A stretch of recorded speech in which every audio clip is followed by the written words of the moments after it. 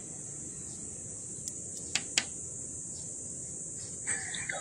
Good morning, brother. Taga saan ka?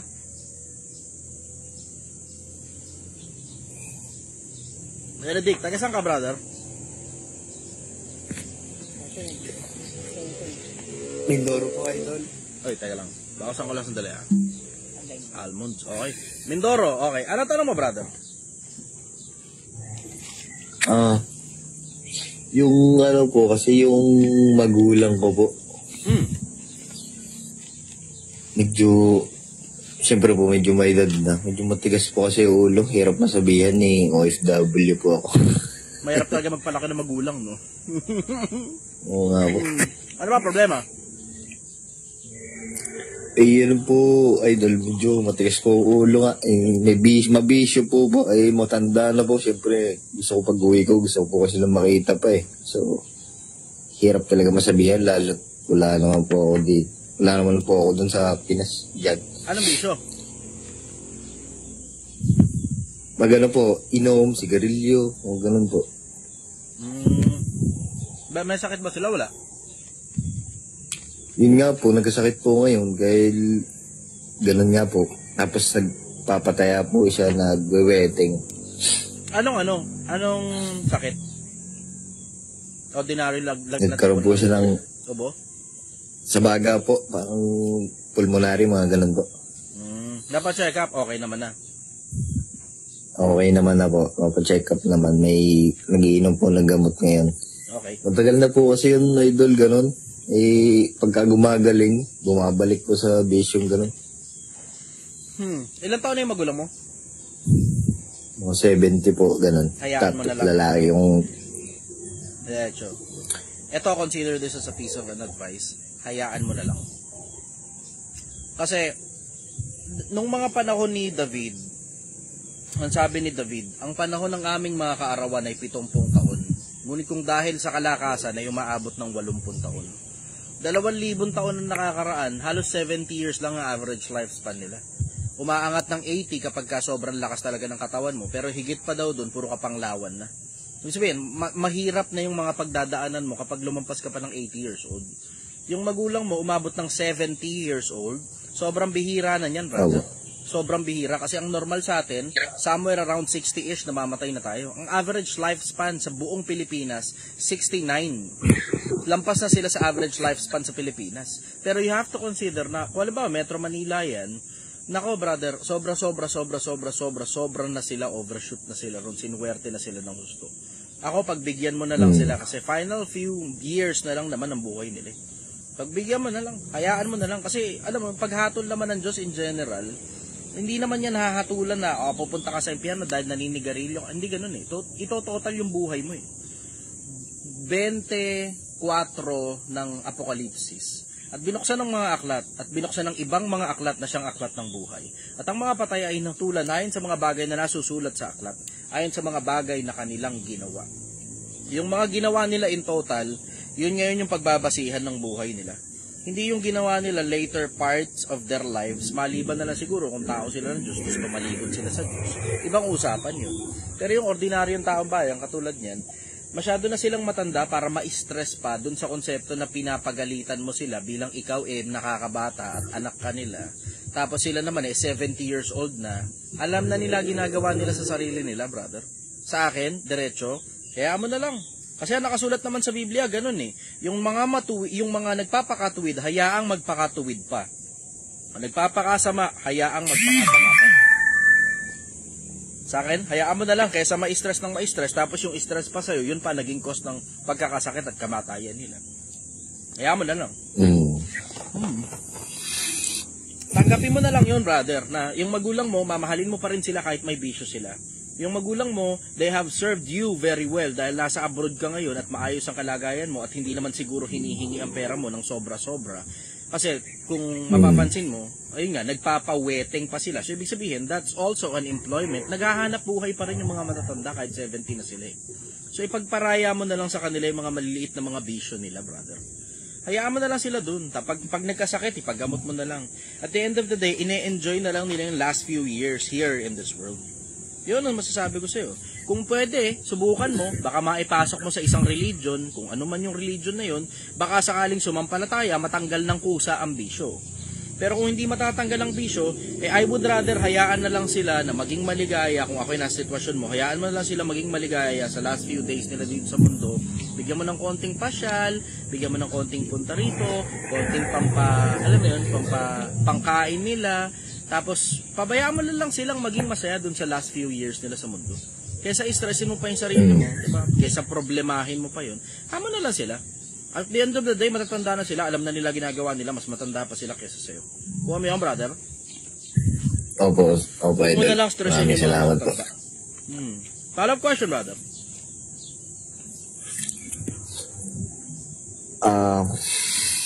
Okay na ba? Medyo liwanagan po ako agad dun sa mga... Yun nga po kasi nag-aaway lang po halos talaga. Ayoko naman pong...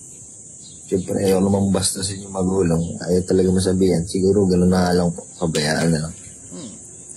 Itong isa, binabastos ako. Pina-flood niya itong wall ko. Sabi niya, ano namang pinagsasabi nito? Lumiliyab na tubol. Inaakyat ko, ayaw naman. Sige, lumiliyab na tubol. Pakitang kilos ka, baka may mas maganda kang advice. Tapos ngayon, nakamute ka. Diba? Yan ang sinasabi ko niya eh. Okay, ikaw magbigay ng advice, Brad. Magaling kayo, diba?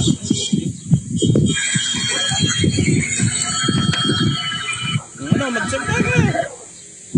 Kasi ngayon, hindi ka makapagsalita. Dami mo sinasabi sa comment section ko, diba? Ngayon, ikaw ngayon magbigay ng advice. Sige. Ngayon, hindi ka makapagsalita, diba? Kita mo? Yan ang sinasabi sa inyo. Sabi ko nga sa inyo, pag bobo pa kayo, matuto kayo manahimik eh. Bababa na kita ha. I will spare you the shame of being here in my life. Kasi wala ka namang masasabing matino eh. Yeah. Hindi nagsasalita, o kita mo. Ayan ang hirap sa inyo eh. Pilipinas, papaalala ko lang sa inyo, pag bobo ka pa, manahimik ka muna. Hindi yung tanginan, tapang-tapang mo mag-type. Pag inakyat ka naman, wala ka namang masabi. Diba? Follow question, brother.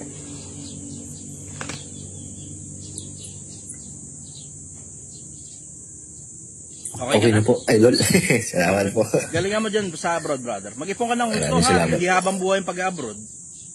Opo. Sige. Bye-bye. Oo nga po. Ingat din po kayo palagi. Thank you, brother. Okay, next time. Liam.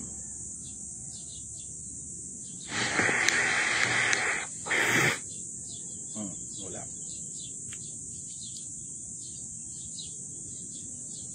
Kuya Jay.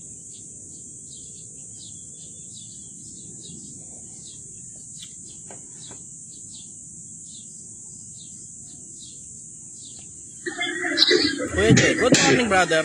Hello po. Saan ka? Manila po. Manila. Okay, anong tanong mo?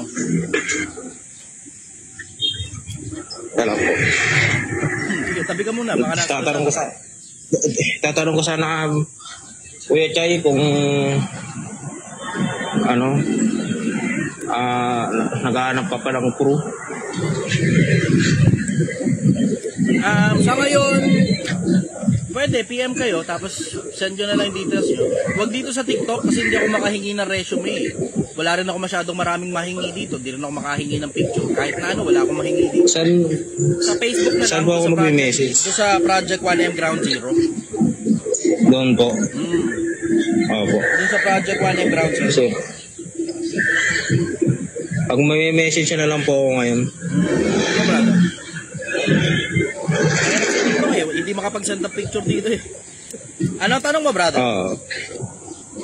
Wala po Kuya Chay, yun lang po eh. Nagbaka sakali lang ako na baka makakyat eh. Magtanong. Mag-apply. Thank you, brother. Bye-bye. Apo, thank you. Mag-message na lang po ako. Salamat po. Next out. Liam.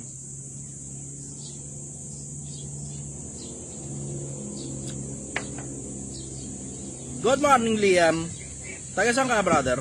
Good morning. Good morning po, Kuya Chi. Hello.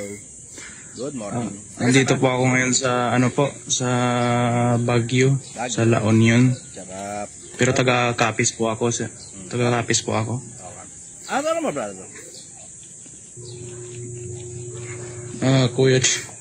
Kuya Chi, ngayon po ang sitwasyon ko po, pumunta pa ako dito ng Baguio para maghanap ng trabaho sana, pero namali po ako sa employer ko po. Kasi yung usapan namin is MM sana ako sa negosyo niya. Ano Pagpunta rito, kung ano-ano na po yung pinapagawa sa akin. Hanggang sa nagkusa na po akong umalis kasi ang dami niya ng tinambak sa akin na trabaho na walang nag-render kahit isa. Parang lumabas, parang ginawa niya akong manager na hindi ko maintindihan kung ano-ano na po. Kahit construction ng namin sa akin na pinapagawa. Ngayon po, ano dapat yung trabaho mo dyan? Pauwi na. Ano ko ite? Ano dapat yung trabaho mo dyan? Magmamanage lang po ng Facebook niya. Pero hindi ko po alam ba't nagkagano na po. Ang layo-layo na po. Naawa po ako sa mga kasama ko. Magmamanage ng Facebook tapos napunta sa construction. Anyari dun? Putakin. Iwan ko po. Ang lala ah. Ngayon po pauwi na po ako na kumuha pa ako ng murang flight kasi wala po akong pera na halos. Teka muna, magkano sweldo mo dyan? Ngayon nag-rent ako. Po. Magkano sweldo mo? Ano po kaya, Che? Magkano sweldo? Ay, naku po, ang hindi ko po expect yung sahod niya. Yung 15 days ko na sahod po, 5,000 lang po. Tangina, hindi ko expect po yun. Ang layo-layo po. Puta, social media napunta sa construction. Ang layo nga nun. Ang layo nun, brother. Okay. Hindi ko maintindihan po. Mukhang okay ka naman eh. Sobrang... Kuha ka na ng flight pa uwi, diba? Oo, pero yung murang flight ang kinuha ko kaya ngayon nagre-rent pa ako ng boarding house. Lumayas na kasi ako sa bahay nila. Kasi pati mga aso ako pa iwan ko kung ano pinapagawa sa akin. Para naging caretaker pa ako ng bahay nila. Tangina social media ginawa ka houseboy. Ang lupit. Okay. Pati mga sahod ng mga tauhan niya sa akin pa pinapaano. Payroll ka na rin. Pati yung groceries po sa akin na pinabibili. Putang ina, purchaser ka na rin. Baka sabi mo boss, baka pwedeng ako na rin yung boss. Pati po yung kasi nasa abroad siya, tinatawagan niya ako mga 10 oras ng gabi. Wala pa akong halos tulog nun. Sa nakipag-haggle ka na, brother? Sa ganyan, siguro mga 20, 25, ganun. Depende kung magkano yung okay ka na ro sa magkano man yung usapan. Pagka ganun, andun ka na rin lang naman sa employer, nakipag-haggle ka na. Kung ayaw, tsaka ka umalis. Umalis na lang ako ng kusa, Kuya Che, kasi hindi ko na kaya. Ilang araw din ako walang tulog sa ginagawa niya. Yung kinawaan ko, yung mga kasama ko, kawawa talaga dun. Tinitiis na lang. Kailangan mo sabihin yun sa boss mo. Moving forward, wala ka naman na doon, pero moving forward, kailangan mong sabihin yun na, boss, putang ina ka, nag-apply ako rito, social media manager. Ano to, ba't pinapa-construction mo ako? Naglilinis pa ako ng tayo ng aso. Hindi nakasama yun sa trabaho ko, boss. Hindi niya po maintindihan yung Kuya Chi. Akala niya kasi, basta magsasahod lang siya, ganun. Pagka gano'n, alis ka na nga talaga. Ano tanong wala kasi siyang po. Tanong ko sana kung paano ulit makabangon dito. Paubos na rin yung pera ko. Apply ka ulit. Pinagkakasya ko na lang. Mali kasi yung transition mo, brother eh. Understood na yun na, di ba, abuso yung trabaho at wala sa lugar. Pero kailangan ka munang makaipon muna o makahanap muna ng ibang trabaho habang sumisweldo ka sa kanya. Umalis ka kagad dahil sa emotions mo. Tingnan mo ngayon, naipit ka. Ang tamang transition yan, okay, sige, merong ganun, bla bla, abuso sa trabaho.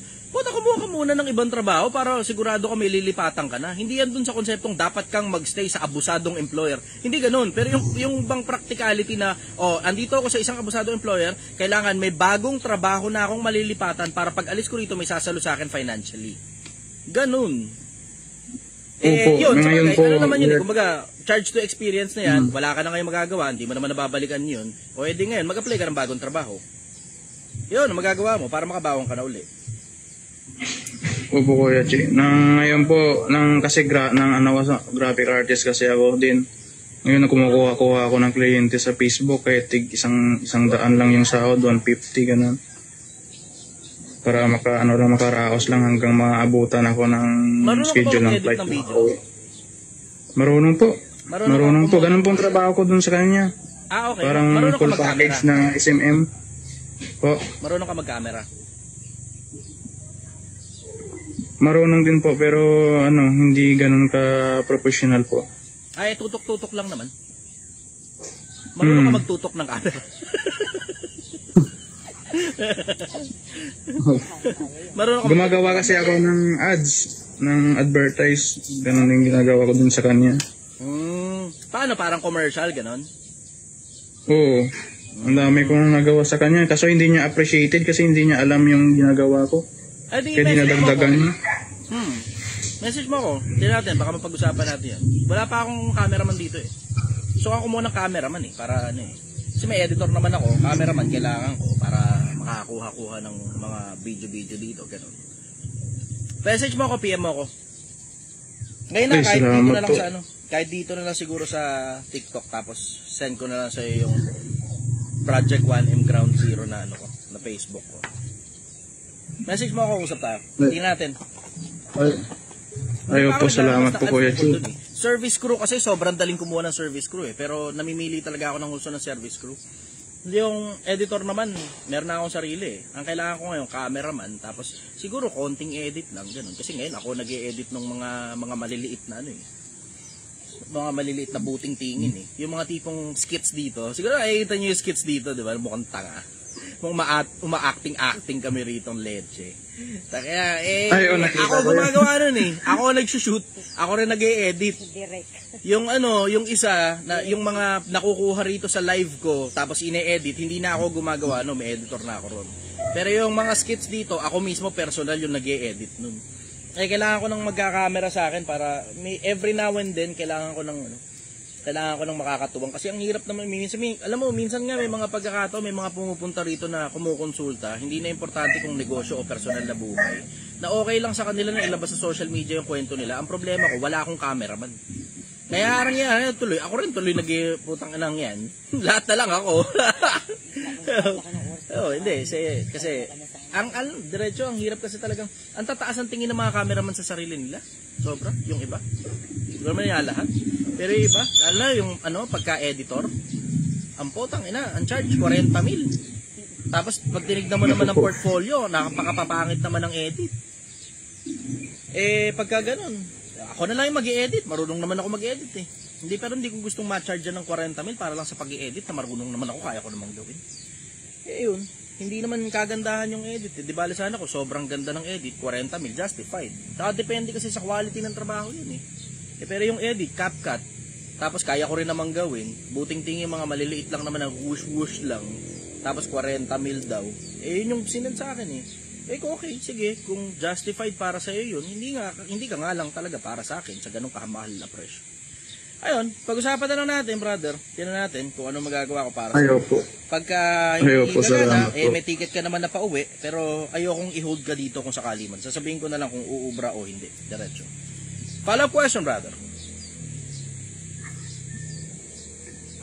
Follow-up question ko po, sana Kuya Chi, about sa Biblia sana. Kasi parang, ang layo po ng question ko doon sa pero okay, gusto ko lang malaman. Kaya man malayo din naman yung description mo eh. Pero taka na Facebook manager, biglang construction worker.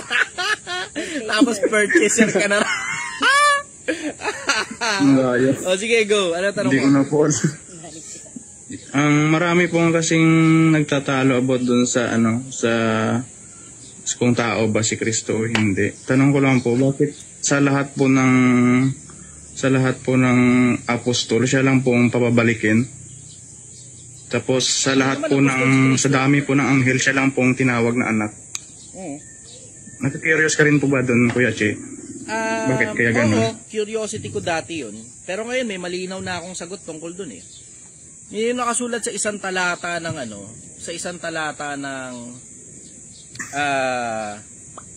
Hebreo, nakasulat doon, kanino nga sa mga anghel sinabi niya kailanman, ikaw ay aking anak, sa araw na ito ay ipinanganak kita. Kaya sinabi na sa dami ng anghel, siya yung anak kasi pinanganak siya ng Diyos. Nakasulat yun, sa Hebreo yun, di naman ako nag-iimbento eh. Tapos sa tanong mo kung tao ba siya o Diyos, nakasulat, nang pasimula siya ang verbo ay sumasa Diyos, at ang verbo ay Diyos. Hindi rin ako nag-imbento nun, basta nakasulat yun sa Biblia. Kung ano yung nakasulat sa Biblia, yung pinapaniwalaan ko. Sa 14, nagkatawan tao ang verbo. Yun. Ang nakasulat doon, ang verbo ay Diyos. At nagkatawan tao ang verbo. Ayun. Kaya kapag pasok niya sa sanlibutan, nakasulat doon pagpasok niya sa sanlibutan, sa Hebreo naman yung balik sa Hebreo, kain at tandugay, hindi na ibig. Ngunit ang isang katawan sa akin ay pinaganda mo. Pumasok sa sanlibutan. So hindi galing sa sanlibutan. Kasi kung galing sa sanlibutan, dito na mismo nagsimula yan. Pero pumasok lang sa sanlibutan Yun na nakasulat. Ako hindi naman ako mahilig sa interpretasyon. Kung ano yung nakasulat, yun lang yung babasahin ko. Ngayon. Follow-up question, brother. Ako, Chipa, may pagkakataon po bang, may nasusulat po ba sa Biblia yung pag nahatulan na tayong lahat, tapos maging na espiritu na tayong lahat nandun sa bilang buhay, maaari po bang, may nakasulat po ba na gagawa ulit ang Diyos ng bagong mundo pag ginunaw niya na ito, yung mundo natin? Hindi nakasulat na, merong ang nakasulat na gano'n na kay Isaias. Narito, ako'y gumagawa ng mga bagong langit at bagong lupa. Meron ako nabasang gano'n kay Isaias. Tapos, nakita ko, dinagulaw na yung mundo. Tapos, bla-bla, ang dagat ay wala na. Nakita ko ang isang bagong langit at ang bagong lupa na bumababa mula sa langit. O mula sa itaas. Tapos, nakita ko yung bagong Jerusalem na nananaog mula sa langit buhat sa Diyos. Merong nakasulat na gano'n, brother, nasa Apocalypse. Google mo na lang yung eksaktong verbiage na yun, lalabas yun, imposible. Merong nakasulat na gano'n, nasa Apocalypse at saka na kay Isaias, kung di ako nagkakamali. So maaari pong mabuhay tayo ulit sa panibagong mundo pag namatay na tayo o wala pag nahatulan na yung bagong dapat. mundo Ang nabasa ko, bagong langit, bagong lupa. Yun na nabasa ko, pero bagong mundo, wala akong nabasang gano'n. Kasi ang ko sa bagong lupa at langit, parang mundo na bago. Ganon yung pagkakaintindi ko. Binigay nila yung talata, alam ng audience ko, Apocalypse 21:1 hanggang 4. Binigay nila yung talata. Ay, okay. Basahin mo na lang. Nakasulat yan. Tapos yung mga dating bagay, hindi na mapapasa isip, mapapasa puso.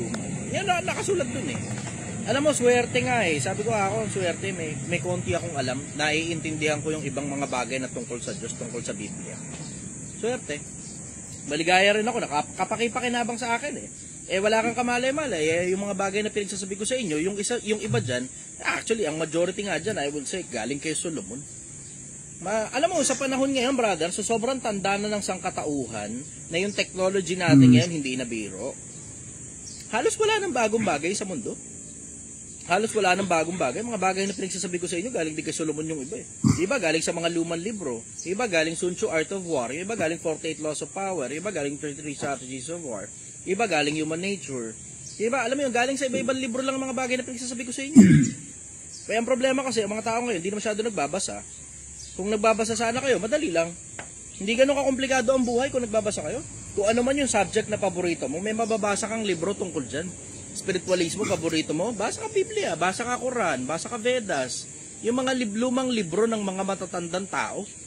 Andyan yan, nakasulat yan. May mga tanong ka tungkol sa mga bagay-bagay ng buhay. Pag nabasa mo yung mga libro, ma-realize mo, nabasa ko yung ganito Nabasa ko yung ganyan. Okay. So ang dapat palang magbigay, ang dapat palang mag-ipon, yung mga magulang mag-iipon para sa anak. Hindi yung anak ang mag-iipon para sa magulang, baliktad. Okay. So, ang dapat Ayun. palang nagpapamana, yung magulang papunta sa anak. Hindi yung anak papunta sa magulang. Yung iba, para tumanaw ika ng utang na loob, kailangan lahat ng pera mo, bigay mo sa akin. Ganun yung ibang magulang eh. Tapos parang, ang dating parang obligasyon mo ngayon tuloy, yung nanay mo, susustentuhan mo, kahit napakabata pa naman, 40 anyos pa lang, ikaw, 20 anyos ka pa lang. Kakasimula mo pa lang sa trabaho, dapat lahat ng pera mo, bigay mo sa nanay mo. Wala akong nabasang ganun sa Biblia eh. Ang nababasa ko sa Biblia, ang mabuting tao ay naghahanda para sa anak ng kanyang anak. So technically, naghahanda ka para may maibigay ka sa anak mo, may maibigay ka rin para sa apo mo. Pero yung alam mo na, so ibig sabihin, pag ikaw magulang, hindi ka naghahanap buhay ng maayos, bata ka pa naman, hindi ka PWD, walang diferensya katawan mo, walang diferensya utak mo. Tapos hinihingi mo pera ng anak mo, then by means of deduction, considering na yung mabuting tao ay naghahanda para sa anak ng kanyang anak, ikaw, hindi ka mabuting tao. Ganun ang labas nun. Bakit? Kinakain mo yung pinaghirapan ng anak mo, hindi ka ba nahihiya? Diba? Maliban na lang siguro, sobrang tanda mo na, diba? Nagkakaintindihan na tayo doon kung parang katulad nung kanina, 70 years old. Pero tingnan mo, kahit nga yung nagtanong kanina, diba? Yung tatay niya, 70 years old daw, nagpapataya pa ng wedding. Di ibig sabihin, naghahanap buhay pa rin sila. Kahit pa sabihin mo sugal yun, ay hanap buhay pa rin yun. Hindi naman siguro nila alam na masama yung gano'n. Kasi hindi naman sila yung nagsusugal, nagpapataya lang sila, diba? Pero maintindihan mo, yung mga matatanda, dapat, kinakalingan ng mga bata pag hindi na nila kaya magtrabaho. Pero kung kaya nila magtrabaho, kahit naman sa Biblia nakasulat yan yung mga batang babaeng bao, tanggihan ninyo kung wala pa namang 60 taong gulang. Kahit sa Biblia nakasulat yan, yung mga batang babaeng bao, tanggihan ninyo kung wala pa namang 60 taong gulang.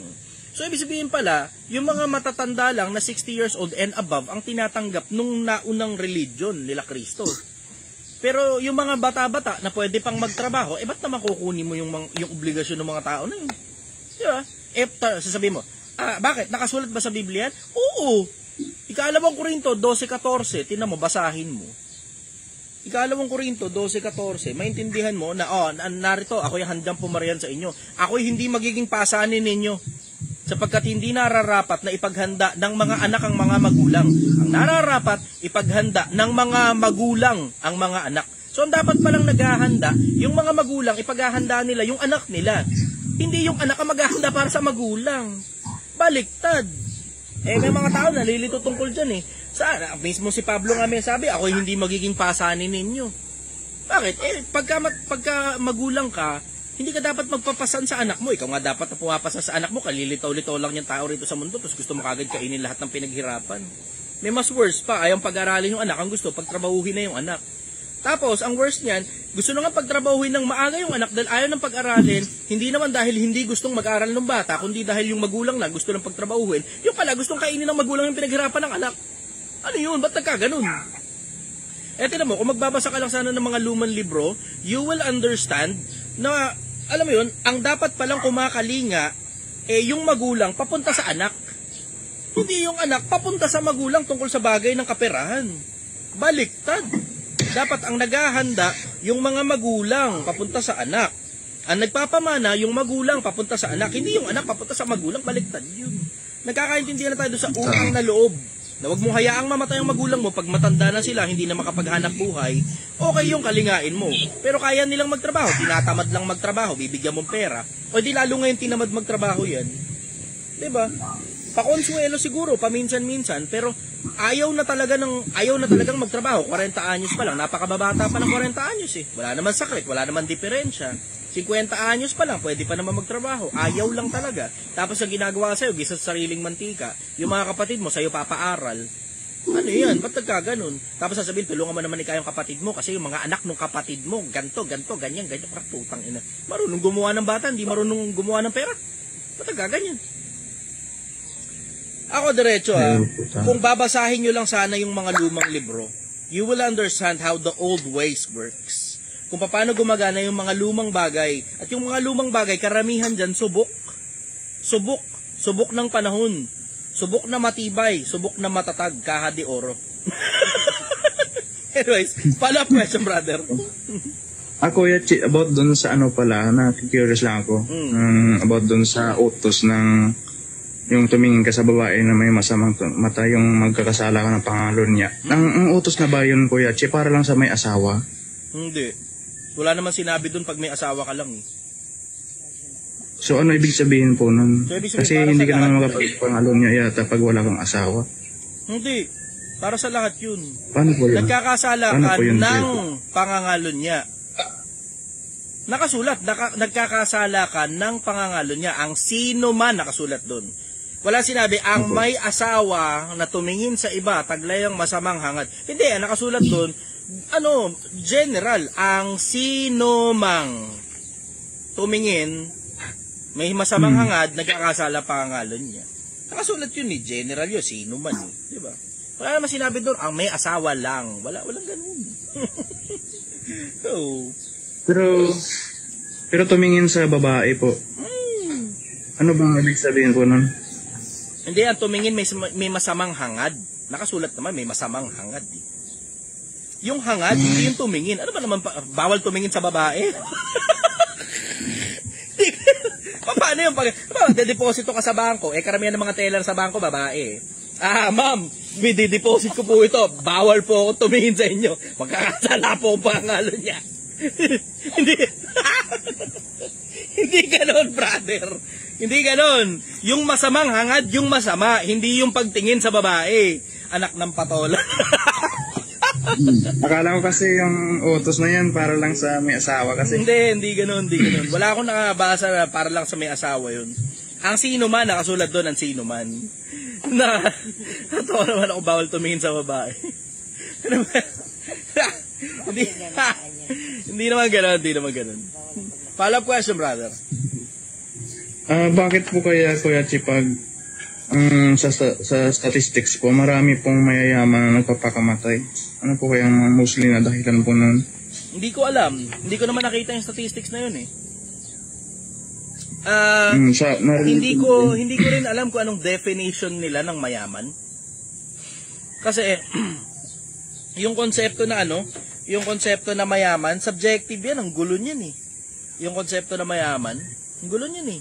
May mga tao mayaman lang sa pera eh. May mga tao mayaman lang sa kamag-anak. Puro kamag-anak lang importante sa kanila pero wala silang pera. Diba? Subjective yan, brother. Magulo yung konsepto ng mayaman. Hindi nga ma-define magkano ba talaga yung mayaman na yun eh. Meron ako nakitang statistics ng National Statistics Authority tungkol dyan. Nakadepende sa kung magkano kinikita, hindi sa kung magkano asset. Magulo yun, brother eh. Hindi ko nakita yung statistics na yun na mas maraming nagpapakamatay na mayaman. Hindi ko nakita yun eh. Pero ito sigurado ko, pag dissatisfied ka sa buhay mo, depressed ka, may anxiety ka, merong posibilidad na ganyan. Ganon yun. Saan ba nanggagaling yan? Sa mas madalas na pagkakataon, kaysa hindi, hula ko lang ito, sa kawalan ng pangarap.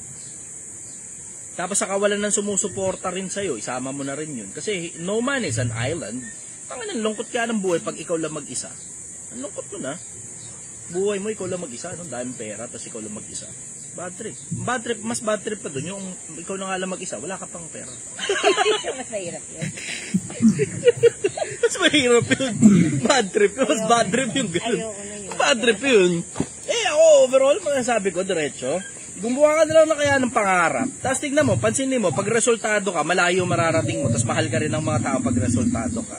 Maliban na lang, masama ugali mo. Siyempre, ibang usapan nyo. Kahit resultado ka pa, sama naman ang ugali mo. Wala pa rin. Diba? Sa akin, generally, hindi naman masyadong masakit sa ulo yung konsepto na tungkol dyan sa pagpapakamatay. Kasi hindi ka aabot sa ganyang punto kapag ka inaayos mo ang buhay mo. May mga tatarantado sa'yo every now and then. May tumarantado sa'yo, move on, ayusin mo na ulit yung buhay mo. Bakit? Lahat naman tayo nakakaranas ng panarantado na kahit na sino eh. Kahit naman ako eh. Nakita nyo naman dito nakawan ako nung nakaraan, diba? Kahit ako nakakaranas ng ganun. Puta, influencer pa ako ha. Hindi nag-isip ang puta na lahat ng bagay nilalabas ko tungkol sa Project 1M. Gano'n ka kabobo para takin na ako pa yung nakawan mo. Stupid doon puta. Sabi nga nila nung makageng-geng, stupid. Stupid. Ganun. Stupid. Nya! Ganun.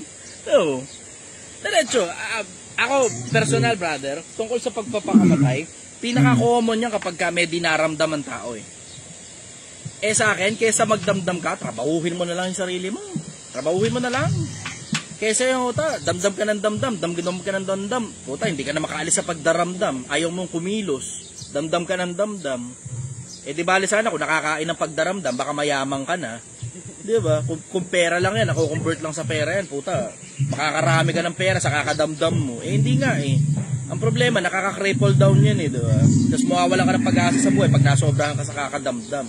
Sa akin, okay lang na makaramdam ka, tao ka. Ganon din naman ako eh, nakakaramdam din naman ako eh. Pero nakikita nyo matibay ako. Bakit? Kasi hindi ko dinaramdam. Nakakaramdam, pero hindi ko dinaramdam. Ang ibig sabihin, hindi ko masyadong pinapansin. Tinatarantado rin naman ako ng tao, parehas lang naman tayo. Siguro nakita nyo naman yung umpisa ng Project 1 naman, ang mga tao rito, come and go. Hindi nyo naman alam, yung iba ron, ninakawan ako, hindi ko nalang nilabas social media. Hindi nyo naman alam, yung iba ron, tinarantado ako, hindi ko nalang nilabas social media. Yung iba ron, putang wala, wala ka kwenta-kwenta yung mga dahilan, hindi ko nalang nilabas social media. Hindi na, okay lang, sige, ayos lang. O ngayong medyo stable na yung mga tao ko rito. Ngayon, yan, yung mga mukha nila, nilalabas ko ng social media kasi matitinong tao na tong mga to eh. Kahit minsan pa ng mga siraulong kaparehas ko rin tong mga to eh. Anyways, follow-up question, brother. Ay, wala na po Kuya Chi. Mag-message na lang po ako sa inyo po. Baka sakaling matanggap din ako. Okay, sige. Pag-usapan natin. Po. Sige. Bye-bye. Salamat. Salamat po. Salamat po. Sige. Next time. Ay, sarap ng buhay. Oy, mapindot. Meron nakagad ako nakuha. Tito Ranks. Hindi na tuloy. Tinitignan ko ako sino yung mga bago. Magandang umaga po, Sir Chi. Good morning, brother. Taga saan ka? Ayan. Taga Bulacan po. Bulacan. Okay. Ano tanong mo? Ako. Sir Chi, pinakikinggan kita kasi simula kanina natutuwa ako dun sa mga sinashare mo. Gusto ko lang malaman kung ano yung parang pinaka-paborito mong leksyon sa buhay na natutunan mo sa mga nabasa mo, sa mga taong nakasalamuha mo. Pinaka-paborito mong leksyon na nagamit, tapos bakit? Ang pinaka-paborito kong leksyon na nagamit, galing kay Solomon. Ang pagkatakot sa Panginoon ay pasimula ng karunungan. 1:7 ng Kawikaan. 4:7 ng Kawikaan, karunungan, pinakapangulong bagay. Sa lahat ng pipiliin mo ang unawa. Pag meron kang karunungan, makikilala mo yung mabuti at masama. Makikilala mo yung kabobohan, katangahan, kaistupiduhan, at katalinuhan.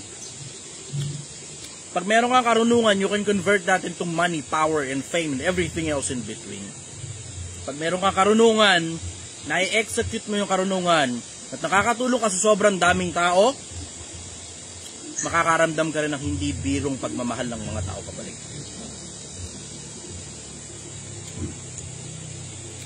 Kung mapapansin mo, sa lipunan. Amen, Sir Chi. Kung mapapansin mo sa Salamat. lipunan, minsan mapapansin mo, all we need is love. Minsan mapapansin mo, may mga tao, because of their longing for love, nagpapakarat ng maraming iba't ibang mga mararangyang mga bagay para lang maramdaman nilang mahal sila ng tao. Nagpapanggap na mayaman para lang mahal sila ng mga tao. Nagpapanggap na matalino para mahal sila ng tao. Nagpapanggap na gago para mahal sila ng tao. Nagpapanggap na tarantado para makuha nila atensyon kahit ng mga magulang man lang sana nila. Pero isa sa pinakamalalaking bagay na natutunan ko, yung pag-legit, na totoong alam mo talaga ang problema ng mga tao, at alam mo rin kung paano re-resolbahin yung problema ng mga tao, at inilabas mo yung sarili mo para makatulong sa mga tao nang walang hinihinging kapalit, makakakuha ka ng pagmamahal pabalik. Kasi wala ka namang interest sa kahit na ano na eh. Tignan mo, tulad sa akin, hindi na ako interesado tungkol sa kahit na anong bagay, brother. Wala na akong pakialam sa pera, kayamanan, broom, skirt, zoom. Wala na akong pakialam dyan eh. Maligaya na ako sa lahat ng achievements ko. And you are welcome to say, hindi, blah blah, ipokrito. Hindi. Hindi ako ipokrito. Kung madagdagan ng konti, okay, bakit hindi? Pero sa akin, hindi na ako actively seeking para sa pera, na parang katulad ng iba na nagmamadaling humabol sa pera, na talaga namang lahat ng oras nakatuon sa paggawa ng pera. Hindi na eh. Maligaya na ako sa lahat ng achievements ko eh. Yung, alam mo yung, kung merong, FOMO, tawag nila doon, fear of missing out. Meron namang, ang tawag yata ron, hindi ako sigurado don't quote me on this, parang GOMO, GOMO, gladness of missing out. Yung mga iba parang natatakot sila na maka-miss out ng mga opportunities. Ako, may mga pagkakataon maligaya na ako na maka-miss out ng mga opportunities. Katulad na to, itong brand ko, The Chichester. Meron naman ako nakuha traction sa social media. Sobrang bilis nga ng traction ko sa social media. Kung di nyo napansin, halos 100,000 na kagad yung followers. Jomo pala, Joy of Missing Out yan. Joy of Missing Out, Jomo. Ngayon, halos 100,000 na yung followers ko sa Facebook eh. Partida, bagong gawa lang yan. Kaka 2 buwan pa lang nung page ko sa Facebook, pero halos 100,000 na kagad yung followers. Sobrang bilis. Imagine mo kung gaano karami 100 tao. Ang seating capacity ng Araneta Coliseum, 30,000 people lang. And it's actually more than triple yung nakuha ko na dami ng followers sa loob ng 2 buwan lang. 2 buwan, bagong gawa yung page, 2 buwan lang, naka 95,000 followers na ngayon yung Facebook ko. Ngayon, that being said, ay isa sa mga pinakamalalaking dahilan yan kasi hindi naman ako interesado na masyado sa pera eh. Okay na ako yan, I already have enough. Meron na ako sobra para sa sarili ko. Wala man ako anak, wala ako asawa. Technically, wala akong masyadong maraming obligasyon eh. Meron akong ilang mga tao na ginawa ko ng obligasyon. Meron ako nun. Meron akong ilang mga tao na ginawa ko ng personal ko na obligasyon na matulungan sila. Pero hindi yun dahil puwersado na para katulad ng may magulang ka na matanda na kailangan mo sustentuhan. Wala akong ganun eh. Mga kapatid na kailangan paaralin, okay naman na, stable na yung mga kapatid ko eh. Yung mga kapatid ko sa nanay, mga milyonaryo na nga sila eh. Diba? Alam mo yung okay na ako eh, maligaya ako sa lahat ng meron ako. Maligaya ako sa lahat ng wala ako. And I have retired very early in life for me to be able to help other people. Kasi sabihin, bakit? Kasi masamang tao ako eh. Alam ko yun eh. I know that for a fact na masamang tao ako. Ano yan na ibig sabihin? Dahil masamang tao ako, kailangan kong gumawa ng paraan para baka sakali lang sa kabilang buhay. So, nag-retire ako ng maaga. Pagka-retire ko, di ito na ngayon, nakakatulong na ako sa mga kapwa-tao. Maligaya ngayon ako sa buhay ko na hindi na ako naghahabol ng pera, hindi ako naghahabol ng kasikatan, hindi ako naghahabol ng kapangyarihan. Kaya ako ginagawa mga bagay nito, Pilipinas, iboto ninyo ako!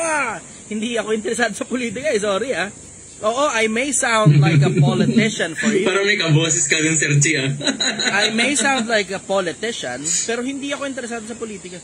I'm sad to say, ikinalulungkot ko po sa dami ng mga nag-PPM at gustong magpondo sa akin sa political career ko, ipagpatawad nyo na po, hindi po ako interesado sa politika. At lagi at paulit-ulit kong sinasabi yan, na ang kulit-kulit po nila, may mga iba nagko-commit pa ng 100 milyon para sa kampanya ko, no, na obviously magiging, puppet lang naman ako dyan eh. Kakaintindihan na tayo dyan eh. Okay, gagas kayo ng sobrang laking pera para sa political career ni Chichester. Tapos, ano kasunod dyan? Saan nyo ngayon kukunin yung pera? Sa bulsa ninyo? Okay. Tapos, paano nyo babawiin yung pera? Huwag tayong maglokohan.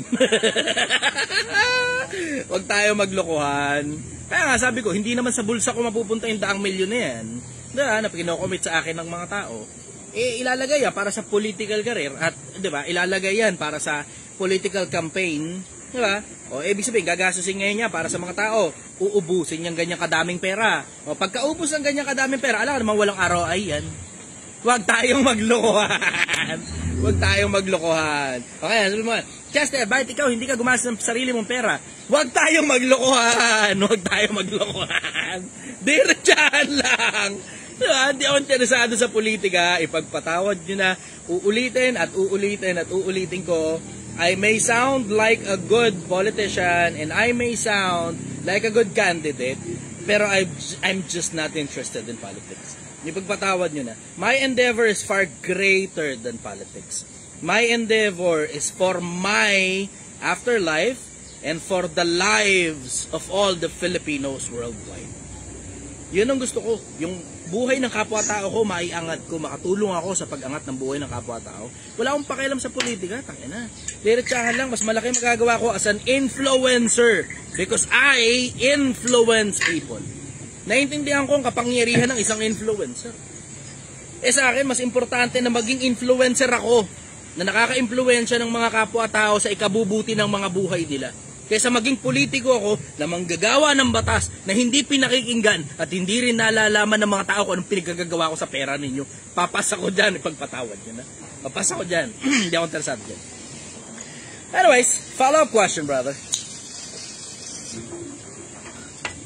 Follow-up specifically dun sa tinapik mo ngayon lang, Sir Chi. Siguro kasi yung design din ng kultura o ng lipunan na ginagawa nilang prestige ang posisyon sa gobyerno rather than public service. Isa siguro yun isa sa pinakamalaking problema nung buong sistema na yun. Ikaw, Sir Chi, sa opinion mo, paano nating maibabalik? Kasi existing yung mga yan. Existing ang politiko kahit anong gawin natin, for better or worse, existing sila. Pero paano natin ma-encourage ang pagtatrabaho rather than itong vicious cycle na laging may magbaback up sa'yo na negosyante, tapos hihingi sa'yo ng pabor. Paano nakikita mong sistema na pwedeng mas ma-encourage yung pagtatrabaho rather than yung pangungulimbat? Ganda ng tanong mo, brother. Ang ganda ng tanong mo. Tanong natin si Ping. Basher ko ito eh. Nag-type siya all caps. Sabi niya Abnoy. O Ping, dali. Ikaw ngayon ang sumagot ng tanong. Abnoy pala ako eh. Di pakita mo ngayon sa amin kung paano yung normal na pagsagot. Sige, Ping, go. Sagot. Tayo natin si Ping. Oo, ikaw masyado. Paliwanag mo sa amin. Sagutin mo yung tanong. Ikaw na ngayon ang sumagot sa tanong. Okay pala ako, di pakita mo ngayon yung normal na pagsagot. Dali, Ping, pakitang gilas ka, Brad. Huwag ka kasi magpiling matalino na alam mo lahat. Sagutin mo nga yung tanong. Ikaw ang sumagot para hindi ako feeling matalino na alam ko lahat. Ikaw ngayon ang sumagot dun sa tanong. Ikaw yung kausap, sa akin mo papasagot. Oh! Kanina ako yung Abnoy, tinatanong ka ngayon kung paano yung normal na pagsagot at OA pala ako, kaya nga tinatanong ka kung paano yung normal. Magpakitang gilas ka. Wala naman ako pakialam sa tanong eh. Ba't ko sasagutin? Hindi kasi ang dahilan kasi ang sabi mo Abnoy ako at ang sabi mo OA ako. So ngayon, ikaw ngayon yung magpresenta ng idea kung paano ba yung hindi Abnoy at normal na paraan ng pagsagot, Ping. Sige, Ping. Tigilan mo na kasing kakadroga mo. Inaantay namin yung sagot mo. Ba't nga ako sasagot eh? Wala akong pakialam sa tanong nyo. Hindi kasi inaakusahan mo ako ng Abnoy at sabi mo OA. So ngayon, magpresenta ka sa amin kung paano ba ang tamang pagsagot, Ping.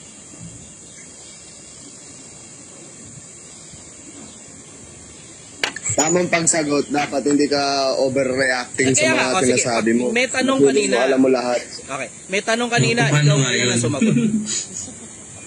Gusto mo ako magtanong? Hindi, ikaw yung sumagot sa tanong. Pakitang gilas ka sa amin, Brad. Dali, ikaw ngayon magpresenta ng halimbawa. Gusto mo ulitin ko yung tanong, Sir Ping, para masagot mo ng maayos? Sige. Ayan. Yung pinag-uusapan namin ni Sir Chi kanina, paano mong ma-encourage ang mga politiko na instead na mga limbat ng pera, magtrabaho sila ng maayos? Alam mo, kahit sino naman yung umupo dyan at nasa harapan mo na ang pera, hindi ka naman din siguro perfectong tao. Makakurot ka talaga kahit papaano dun sa pera ng bayan. Pero kung sasabihin mo, yung nagsasalita na yan, hindi kailangan tumakbo as politics para lang daw eme-eme niya. Bakit? Wala namang perfectong politics kahit saang bansa merong ganun. Sir Chi, pwede ako mag-take over saglit? Sige lang, go lang, brother. Sige, Sir Chi. Brother, Sir Ping, pasensya ka na ha. Pero pakiramdam ko kasi mali ka ng lugar. Kung may pinagdadaanan ka, ba't ka nakasampa dito kung naiinis ka na? pwede ka namang bumaba eh. Nai-scroll ito. Ako nag-i-scroll ako kanina, bumabalik lang ako eh. Pwede mo naman kasing gawin yon. Ang hindi mo naiintindihan, kung ipapaliwanag ko sa iyo yung punto ng si Serchi, itong tao na to, mayroon tong sariling experience na ipinamamahagi niya sa iba. Hindi dahil siya yung pinakamatalinong tao sa mundo. I have seen more intellectual people than this person. Pero what makes this person genuine is he's coming from experience, na may documentation siya on how he proves it. Hindi dahil sa magaling siya. Ngayon, kung hindi mo gusto yung pananalita niya, hindi mo gusto yung pananalita ko, pwede kang bumaba. Wala namang problema doon eh. O, di ba dumadami? Hindi yung sisirain mo yung... Dahil sa akin, Ha? Ano yun, sir?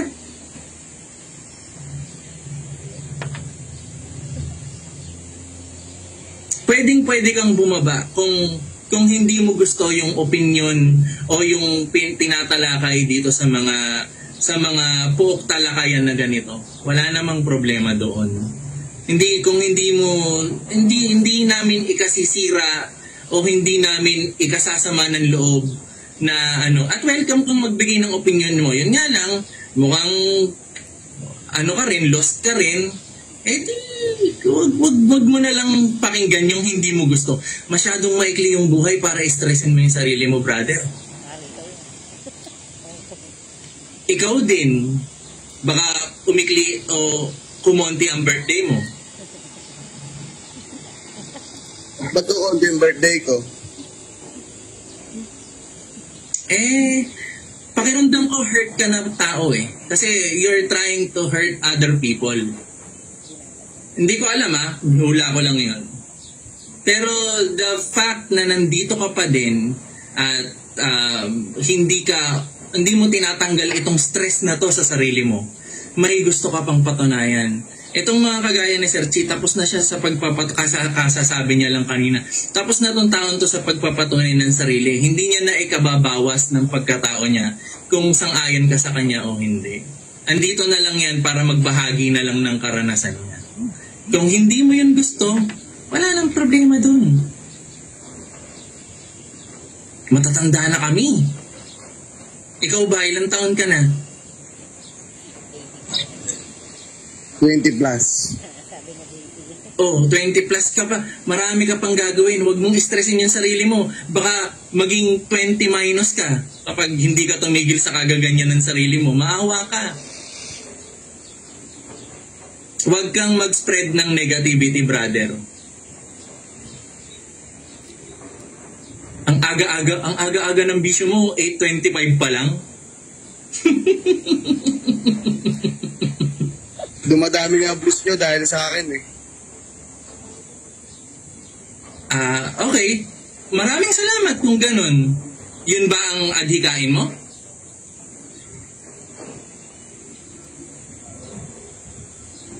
Yun ba ang talagang dahilan kung bakit nakikipag-usap ka ng ganito sa amin? Kasi, ikikip ka ni Sir Chi on the line. Ako maya bababa na ako eh. Kasi, ginusto ko lang makipag-usap. Gusto ko lang mag-pick ng brain ng isang learned na tao regardless of age. Ikaw, kung ang adhikain mo pataasin yung views niya, di maganda pala, ikip mo to Sir Chi, dito lang to, bababa na ako maya-maya, dyan lang yan siya. Diba? Pero yung ganyan, tapos nandito ka pa din, tapos ang gusto mo lang sabihin nagmamarunong, ganyan, ang aga mong tinatry sirain ang umaga ng mga tao na wala namang ginagawang masama. Kagustuhan na sirain yung umaga nila. Walang sisikat kung walang basher. So yun ang trabaho mo. Yun ang ultimate mong trabaho sa buhay. Maging basher. Tama ba ako? Yan ang gusto mo. O hindi, good luck dyan sa ginagawa mong yan. Sana ay magtagumpay ka pa. Anong goal? Sir Chi, okay na ako. Anong goal mo, Ping? Mapansin. Baka meron kaming maitulong sa'yo. Anong dahilan kung bakit gusto mong mapansin? Wala, kulang sa pansin eh. May problema ka ba sa mga kaibigan, ganon, magulang? Yung totoo lang. Sa lahat. Kamusta ang buhay mo, brother? Yung totoo lang. Hindi nga okay nga ni... Bakit? Ano nangyari? Kwentuhan mo nga kami. Ikaw naman yan, I'm giving you the spotlight. Para paminsan-minsan naman makapagbahagi naman yung mga bagay na nasa isip mo, ganun, na baka kasi hindi ka nabibigyan ng oras ng mga tao sa paligid. Ako na lang magbibigay ng oras eh. Ano nangyari, brother? Kwentuhan mo ako.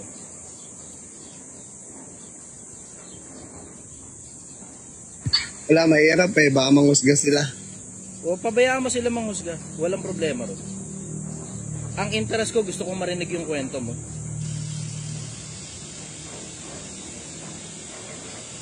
Tingnan mo, di pa ako sasalita. I understand. Alam mo, yan eksakto ang dahilan, brother, kung bakit ako nagla-live. Hindi mo lang alam. Pero I am coming from the standpoint na minsang panahon ako ikaw. Minsang panahon ako ikaw. Ako yung kinupal ng mundo.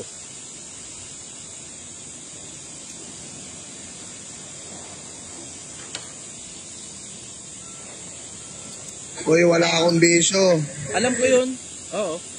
Maaari. Kasi hindi ka naman makakapagsalita ng diretso at magkakaroon ng lakas ng loob para umakyat sa live kung bisyoso kang tao. Naiintindihan ko yung lagay na minsang panahon. Ako yun eh. Yung may mga siraulong magulang, hindi tanggap ng mga tao, papansin, ako yun eh. Ang dahilan kung bakit ako nagpapapansin nun, tignan mo, kung mapapansin mo, Ping, initsura ko, mukhang siraulong tao. Bakit? Kasi yung konsepto na ako, pakiramdam ko, pagka matapang ako, nung mga panahong bata pa ako, 18 anyos ako, pinalayas ako. Kapag ka matapang ako, nakukuha ko atensyon ng mga tao sa paligid. Pagka kaya ng katawan kong makipagsuntukan kahit kanino, ako yung nilalapitan ng mga tao para ipagtanggol sila. Tapos wala sa lugar, mali ako. Kahit mali, okay lang, wala akong pakialam. Basta nasa akin ang atensyon ng mga tao. Kasi nararamdaman ko na pag nasa akin yung atensyon ng tao, nadudugas ko yung sarili kong pakiramdam ko, mahal nila ako. At baka oo, hindi ko lang alam. At baka hindi ko sigurado. Kasi hindi naman natin hawak ang isip ng mga tao. Hindi ko alam kung totoong mahal ba ako o hindi. Basta ang alam ko, pag may lumapit sa akin, Boss Chester, kailangan ko ng tulong kasi si ganito, bla bla, binalian ng kamay yung braso ng anak ko eh. Ganon, putang ina, pupunta ako dyan. Babatuhin ko pa bahay niyan. Tapos magsisisigaw ako sa labas ng bahay niyan hanggang hindi lumalabas, tangina, di ko titigilan yan. Hanggat walang barangay dyan, di ko titigilan. Ganon ako nung bata ako eh. 18 anyos ako. Ako naman, boss, kahit anong gawin ko, wala, parang itchapera ako sa lahat. Kaya siguro naging ganun yung attitude ko kasi wala nakakita nung ginagawa ko. Naiintindihan kita. Yun nga yung eksaktong dahilan kung bakit nagtsatsaga ako sa internet. Diretso. Kasi coming from the standpoint na ako minsang panahong siraulong tao, na ngayon nagbabagong buhay kasi nakuha ko na lahat ng gusto ko sa buhay. Gusto ko naman dumating sa puntong maramdaman ninyo, and I am speaking to all bashers. Lahat ng mga basher. Maramdaman ninyo na may nakikinig. Kasi walang nagmamalasakit sa ganyan eh. Gagawa ng fake account, tapos magsasalita ng hindi maganda. Ako naman, diretso, ang plataforma ko kung bakit ako nagtsatsagang mag-reply sa mga basher, yung konsepto na naiintindihan ko kasi na miserable ang buhay ng basher. Hindi pa masyadong uso ang internet nung panahon ko. Facebook, Friendster ang uso ng mga panahon na yun. Pero wala masyadong maraming basher ng mga panahon ko. Hindi namin alam yung ganung konsepto na meron palang lilitaw na panahon na pwede ka palang gumawa ng fake account, tapos pwede palang yung opinion mo ay makapansin ng pukaw ng atensyon ng maraming mga tao. Ngayon, meron kang konting swerte na ilalabas mo yan sa social media nang hindi mo na kailangan manggulo sa lipunan. Pero ako, I had to go through a rough life na personal kailangan kong manggulo sa lipunan para lang maintindihan ng mga tao na tanginan nyo, buhay ako, nag-exist ako. Ngayon, swerte, nagkaroon ng internet, lipas ng ilang panahon, naging maayos ng kapiraso yung buhay ko. Lipas ng ilang panahon pa, magulo pa rin. Galing sa illegal ang pera, galing sa legal ang pera, halo-halo na.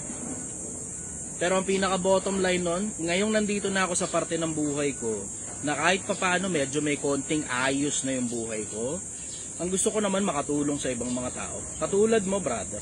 Kasi alam ko yung pakiramdam na tangina, puta kupal talaga mundo, brad eh. Ipapanganak ka ng isang magulang na hindi handa sa pagmamagulang. Tapos, sila mismo, hindi ka nila kayang alagaan, hindi ka kayang paaralin, hindi ka kayang disiplinahin, walang alam ituro sa'yo. Tapos yung mga cool kids, yung mga nakakasama mong mga kapwa si Raulo rin, sila ngayon yung nagtuturo sa'yo. Ang tawag nila dyan, rules of the street. Galing ako rin sa rules of the street, matagal ako squatter. At hanggang ngayon, marami pa rin akong lugar sa squatters area. Ngayon, isa sa mga endeavor ko, yung mga tao na katulad ko noon, na kinupal ng mundo, halika kayo, makinig kayo. Malayo ang mararating ninyo kapag ka nagsama-sama tayo. Na kaysa nagtsatsaga kayo dun sa siraulong lipunan na meron sa paligid ninyo, turo ko sa inyo kung paano ako nakaalagwa, paano ako nakaalis sa squatter. Kaysa nagtsatsaga kayo sa mga tropa na wala sa hulog at wala sa lugar, at ang magiging ending mo, alin lang naman sa tatlo yan eh. Lagi yan. Either sa kulungan, sa ospital, o sa libingan. Katulad ng maraming mga kaibigan ko noon. Sumalangit nawa sila. Turo ko na lang sa inyo kung paano ako nakaalis sa kahirapan. Ang pinaka-importante sa akin, yung mga buhay ng mga nasa ilalim ng lipunan. Yung mga mayaman, wala na akong pakialam dyan, mayaman na kayo. Masarap na mga buhay ninyo mga mayayaman. Maligaya na kayo sa mga anak ninyo, sa mga asawa ninyo, sa mga karera ninyo sa buhay. Pero napapansin ko, lalo na sa mga influencer, walang nagmamalasakit sa mga nasa ilalim. Wala eh. So wala rin lang naman nagmamalasakit sa mga nasa ilalim. Halika kayo, tuturo ko sa inyo kung paano yung ginawa ko para nakatakas ako noon sa kahirapan. Tapos kung gagawin nyo, simple lang, kukopihin nyo lang. Kung paano yung ginawa ko noon, tuturo ko sa inyo mano-mano. Ako na mismo yung gagawa. Hindi na katulad doon sa iba na tangina turo-turo pa, tapos online course pa, tapos kailangan magbayad ka pa ng parang 8,000 o 9,000. Hindi na, mano-mano, ako mismo personal yung magpapakita. Taga saan ka, brother? Taga-Basig ako, boss. Gusto ko sumama sa isa live minsan. Bisita ka sa akin dito. Kwentuhan tayo. Bibigyan kitang pera, papakainin pa kita rito. Kapit-bahay lang pala tayo, Pasig ka lang, ang ano lang ako eh. Bisita ka sa akin dito. Bibigyan kita ng pera. Actually, boss, nakakain na ako sa inyo eh. Bisita ka uli Nakakain sa na akin ako dito. sa inyo eh. Bisita ka uli sa akin dito. Tapos sabihin mo, Masarap nga yun. kahit kailan, Hindi, alam nagkaya mo ba't ka. ako nagsalita ng ganun sa'yo? Kasi nung umorder ako isang beses, ang tagal. Nakikita at nagla-live ka. Sabi ko, mukhang abnormal to. Sabi ko, nag-order ako, ang tagal ng order ko. Sabi ko, hindi na ako babalik dito, ang tagal. Ewan ko, naalala mo ako nung pasaran na kayo nun eh. Tapos sabi ko, baka nagla-live na ito sa TikTok ko. So hinahanap kita ng hinahanap. Hanggang sa naging basher mo na lang ako. Ipagpatawad mo na yung matagal na serbisyo, brother. Hindi naman ako personal yung nagluluto. Kaya mo, sasabihan ko yung mga tao ko tungkol dun. Pero generally, hindi masyadong matagal. Maliban na lang, maraming customer. O, baka galing na sa freezer, inilabas na lang para sa last order. Yun ang malamang na nangyari. And I'm sure you will understand kapag ka ikaw naman yung nagluluto na ikaw naman yung nagseserbisyo sa mga tao. Anong pangarap mo, brother? Magtayo din ng business. Bisita ka sa akin. Baka matulungan kita. Ako nang bahala sa pamasahe mo. Ako na rin bahala sa pagkain mo. Consider mo na lang yun na paghingi ko ng pasensya sa'yo sa matagal na serbisyo. Kung may oras ka, kahit mamaya, pwede. Ako nang bahalang gumastos ng pamasahe mo. Kung magkano man yung pamasahe mo, ako nang bahalang mag-refund sa'yo. Tapos libre na yung pagkain mo. Sama mo na rin, pati yung mga tropa mo. Akong bahala sa inyo. Okay? Yun nga eh, gusto ko nga sumama sa live mo eh, minsan eh. Sige, oo. Umaga, pwede kang pumunta rito. Sa gabi, pwede mo akong makakwentuhan ng mahaba. Pili ka na lang ng oras kung kailan. Boss, pwede ba ng mga weekends, Sabado, ganun? Kahit anong araw, bibigyan kita ng oras. Kahit anong araw. Sama mo na rin, pati yung mga tropa mo. Sige, sure yan ha. Sama ko yung mga yon. Sige. Sa Sabado o sa Linggo? Sabado na lang, boss. Sige. Gabi o umaga? Gabi. Okay. Sige, expect kita Sabado ng gabi, ha? Sige, boss. Pero sobrang solid nung bulalo nyo. Wala akong tindang bulalo eh. Sinigang yun eh. Sorry. Sinigang pala. Sorry. Sinigang pala yun. O sige. O, Sabado ng gabi ha. Aantayin kita. Sama mo na rin yung mga tropa mo. Oy, Marco, hindi mo ako mag-well. Baka unahan pa kita. Baka may mga tanong ka, mapagsilbihan kita. Wait lang, boss. Sa CR pa ako, boss eh. Wait lang. O sige na, ibababa muna kita para makakuha ko ng iba. Antay kita rito Sabado ng gabi, ha? Sige, boss. Sige, brother. Salamat, Bye-bye. boss. Salamat. Sige. Sige, boss. Sir Chi, bababa na rin ako. Hindi pa tapos yung tanong mo. Paano maaayos yung mga politikong korap? Okay. Ganito, isa sa Salamat, malaking bagay naalala mo na pa. natutunan ko tungkol sa konsepto ng pag-aayos ng buhay ng kapwa-tao. Mas madaling ayusin yung buhay ng mga tao isa-isa. Isa-isa. Kesa yung pangkalahatan, pangmaramihan, ang hirap. Mahirap. Ito problema, yung mga politiko, halos wala tayong magagawa sa kanila, maliban na magpakandidato ka ng mga matitino. And the only way para magkaroon ka ng mga matitinong politiko, kailangan mo ng mga matitinong tao na kumakandidato. Para magkaroon ka ng mga matitinong tao na kumakandidato, kailangan mo munang ayusin yung mga buhay ng mga ordinaryong tao para umayos yung buhay nila. Pag naiayos ang buhay, magkakaroon ka ng mga matitinong politiko kasi yayaman din yung mga taong maayos ang buhay eh. Byproduct ng pag-aayos ng buhay ang pagyaman, maliban na lang illegal yung pinagkakakitaan mo. Pero pag maayos ang buhay mo, maayos ang finances mo, maayos ang mindset mo, then there will come a time na maaga kang makakapagretiro dahil marami ng perang pumapasok sa'yo. Pag maaga kang nakapagretiro, pwede ka ngayon, baka qualified ka na kumampanya, lalo na kung marami ka ng kaibigan. Tapos pagka nakakakampanya ka na, then merong posibilidad na maboto ka. Pag naboto ka, magkakaroon ngayon ng Pilipinas ng maayos na politiko. Pero the only way para magkaroon tayo ng maayos na politika, maayos na bansa, at maayos na pamilya, simulan mo muna sa'yo. Kahit sino ka pa, ikaw mismo na nanonood sa programa ko, simulan mo na muna sa'yo. Na oo, sige, baka hindi pa kaya sa'yo mismo magsimula na maging politiko. Bakit? Kasi kulang ka sa edukasyon. Kasi kulang ka sa pera. Pero baka dahil inayos mo yung sarili mo, yung anak mo nanonood sa'yo, yung anak mo maging maayos din ang buhay. Tapos dahil maayos ang buhay ng anak mo, nagaling sa'yo na ikaw ay mahirap, ang anak mo medyo kahit papano, hindi na isang kahit isang tuka. Baka pagdating sa apo mo, magkaroon na tayo ng maayos na mga politiko. Minsan hindi lang natin ikino-consider na yung nagagawa ng isang pirasong tao na matino, na nag-anak ng matinong tao din, na nag-anak ng matinong tao pa na susunod, sa pangatlo o sa pang-apat na sali ng lahi ng mga matitinong tao, hindi mo alam kung gaano kalaking puwersa ng kabutihan ang kayang gawin sa apat na henerasyon lang ng mabubuting tao. Sa pangatlo pa lang o sa pangalawa eh. Doon pa lang sa matinong tao ka, nag-anak ka ng isang matinong tao rin, tapos magsasaka ka. Pero yung anak mo, abogado.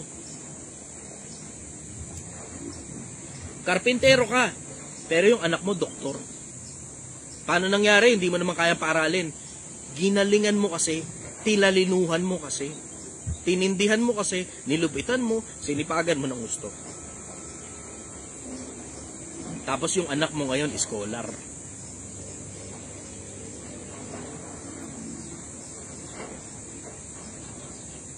Minsan it's just a matter of kung ano man yung hanap buhay mo, galingan mo ron eh. Kung ano man yung buhay mo, galingan mo ron. Na may anak ka, galingan mo sa pagiging magulang sa anak mo. Di na importante kung single mother ka pa o single father ka o buo pamilya o sira ang pamilya. Hindi na importante yun. Nasira ng magulang mo yung utak mo. Ngayon, diskumpiyansado ka sa sarili mo pero may anak ka na. Pag inayos mo yung sarili mo, gagayahin ka ng anak mo. Kung ano ang puno, siya ang bunga. At ang bunga, hindi nahuhulog ng masyadong malayo sa puno. Aayusin mo yung sarili mo, panonoorin ka ng anak mo. Titinuan mo, magiging matino din yung anak mo. Tatalinuan mo, tatalino rin ang anak mo. Gagalingan mo, gagalingan din ang anak mo. Nakita ng anak mo mula pagkabata, hirap kayo. Hindi niya gustong habang buhay ganun. Dahil nakita niya na yung mukha ng kahirapan eh. Gusto niya ngayong magkaroon ng maayos na buhay para sa sarili niya, para sa sayo na rin. Kasi yung mga bata na nagkaroon ng maayos na kinabukasan,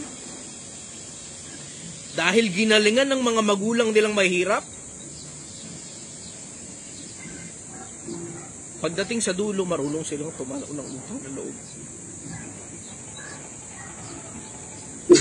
Hindi lang talaga natin masyadong pinapansin. Pero yung araw-araw na ginagawa mo, nakikita ng anak mo yan. Tapos yung araw-araw na ginagawa mo, kinokopya ng anak mo yung ugali mo. Na kung sana ginagalingan mo lang sana ng husto. Bilang magulang, bilang pamilyado, at bilang tao, kung hindi man matupad sa'yo yung pangarap mo, yung anak mo, mas malapit na sa pangarap niya. Magandang umaga sa'yo, Pilipinas. Mahal na mahal.